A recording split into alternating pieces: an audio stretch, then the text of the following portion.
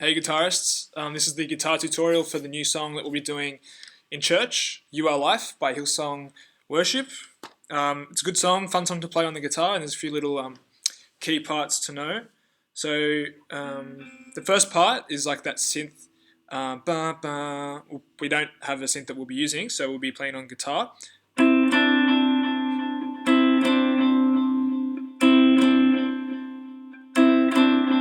So it's just like that. You don't have to have delay on if you don't want, whatever you think will stand out best. So you can just do it like that, or you could even chug it like.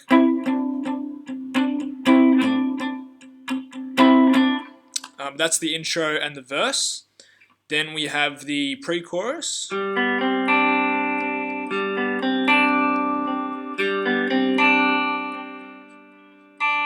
So pretty straightforward there. It's just a G chord, and you're just hammering on your pinky finger.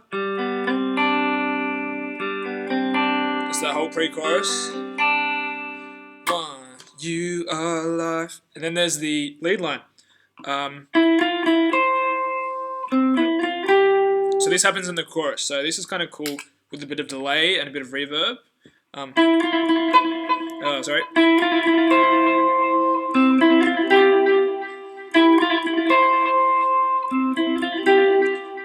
So if you get those dotted delays going, you could even palm mute it if you think it will sound better.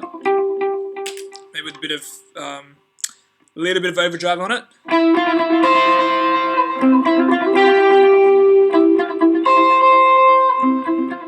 So that would sound like one. You are alive, living in the arms of my Savior, dancing in the arms of forever, and like I'm walking on water. You are alive, alive in us. And then we go back to the and then the verse 2, pre-chorus again. Then we have the chorus again. Then there's an extra beat in the chorus. So that goes like this. I give my life to follow. Your love is all I want now.